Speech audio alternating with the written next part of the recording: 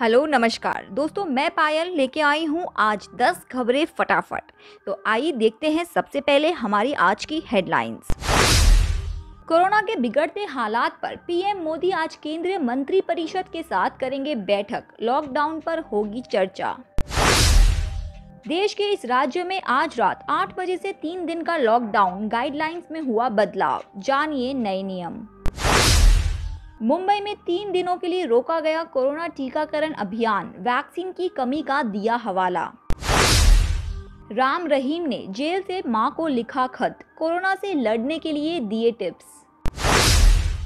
News portal के office से हो रही थी ऑक्सीजन की कालाबाजारी, 60 सिलेंडर जब्त। सिंगल चार्ज में 100 किलोमीटर तक चलेगी ये ई साइकिल, बैटरी खत्म होने पर भी दौड़ेगी।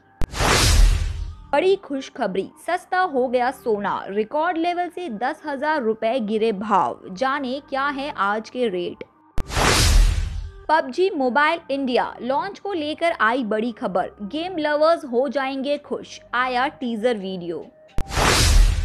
भारत में कोरोना महामारी की दूसरी लहर कहर बनकर टूट रही है। दुनिया भर के करीब 40% केस हर दिन भारत में ही दर्ज हो रहे हैं।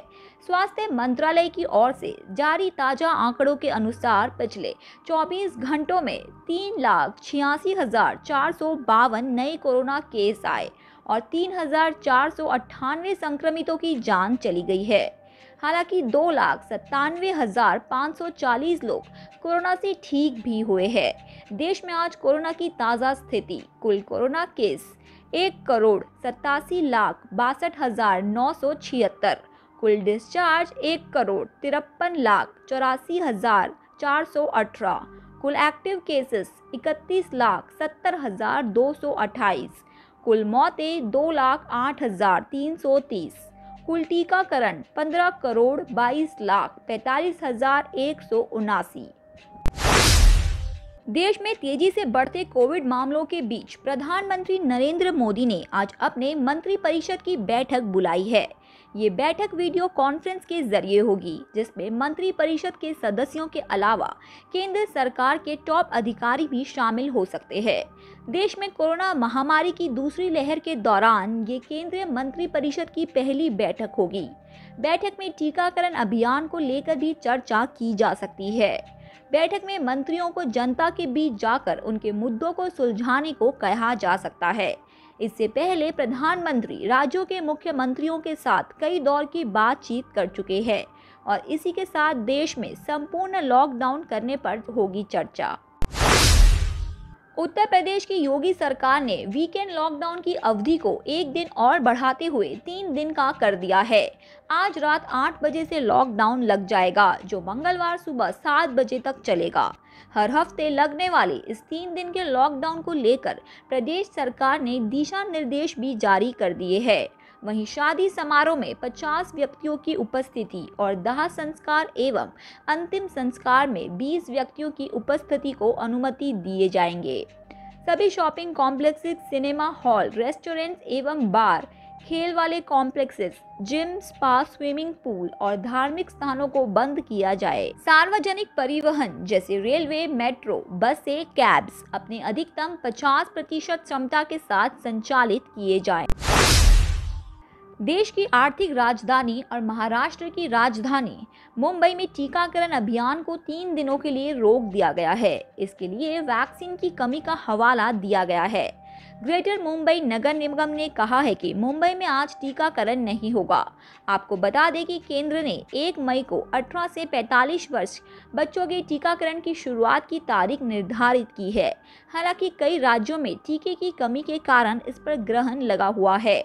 एनडीटीवी की एक रिपोर्ट के अनुसार सिविक बॉडी ने गुरुवार को एक नोटिस में कहा कि मुंबई में टीकाकरण रविवार यानी कि 2 मई 2021 तक पूरी तरह से बंद रहेगा। रोहतक की सुनारिया जेल में सजा काट रहे डेरा सच्चा सौदा प्रमुख राम रहीम ने फिर से मां और अपने अनुयायियों को चिट्ठी लिखी है। राम रहीम की ओर से मां और डेरा अनुयायियों के नाम 5वीं बार चिट्ठी भेजी गई है। डेरा प्रमुख ने चिट्ठी में जहां कोरोना से बचने के लिए टिप्स बताए हैं, वहीं सरकार का सहयोग करने का आह्वान किया है। राम रहीम ने लिखा है कि भगवान ने चाहा तो हम जल्द ही आकर आपका इलाज करवाएंगे। कोरोना महामारी भयंकर रूप से फैल रही है, लेकिन आप घबराएं नहीं। सरकार जो कह रही है उस पर अमल करे। नीम और गिलोय टहनी पत्तों समेत 100-100 ग्राम कूट के 2 लीटर पानी में डालकर उसकी भाप 25 लंबे लंबे श्वास लेते छोड़ते हुए 2 मिनट तक करें।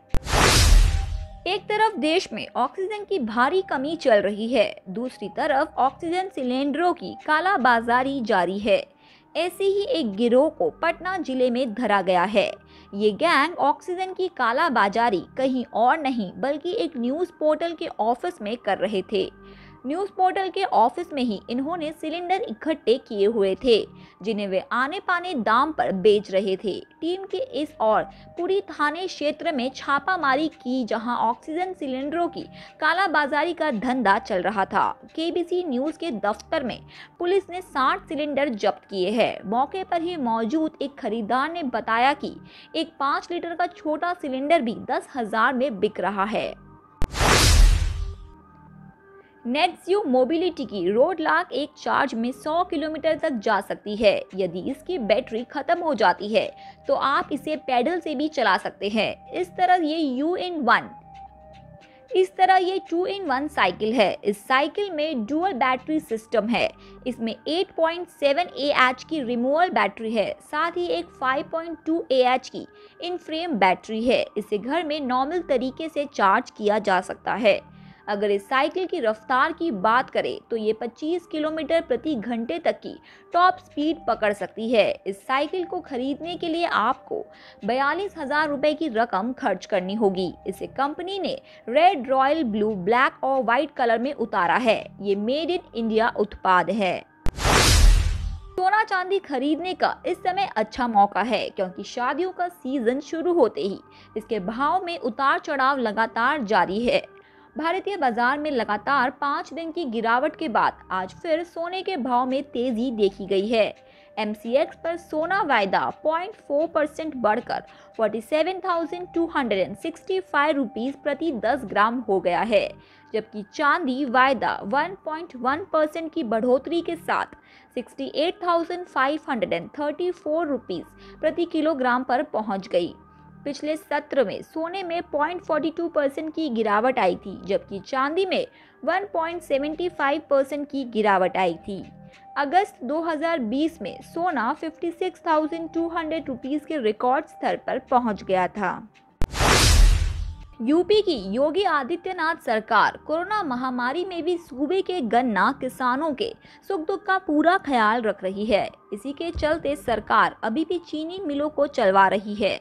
दूसरी तरफ गन्ना किसानों को उनके गन्ना मूल्य का भुगतान भी करवा रही है, जिसके तहत इस साल अब तक सरकार ने गन्ना किसानों द्वारा चीनी मिलों को दिए गए गन्ना मूल्य का 60% भुगतान यानी कि करीब 19,000 करोड़ रुपए का भुगतान कर दिया है। प्रदेश के गन्ना मंत्री सुरेश राणा ने ये जानकारी देते हुए कहा कि प्रदेश सरकार ने पिछले साल 35,998 करोड़ रुपीस का गन्ना खरीदा था, जिसका 100% भुगतान सरकार ने गन्ना किसानों को कर दिया है।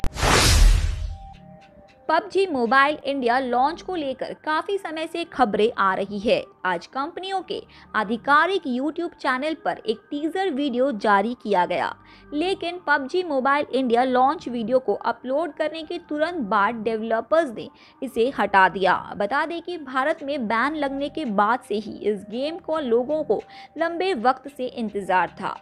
PUBG मोबाइल इंडिया को पहली बार कंपनी ने पिछले साल नवंबर में टीज किया था, जो PUBG मोबाइल के अल्टरनेटिव के रूप में लॉन्च होने वाला था। कई मामलों की देरी के कारण ये गेम अभी तक लॉन्च नहीं हो सका है, ना ही इसकी लॉन्च की घोषणा हुई है। तो दोस्तों, आपकी क्या राय है इन 10 बड़ी खबरों के बारे में? कमेंट सेक्शन में लिख के हमें ज़रूर बताएं। साथ ही वीडियो को लाइक करें, अपने फ्रेंड्स और फैमिली के साथ इसे शेयर करें और चैनल को सब्सक्राइब करें। धन्यवाद।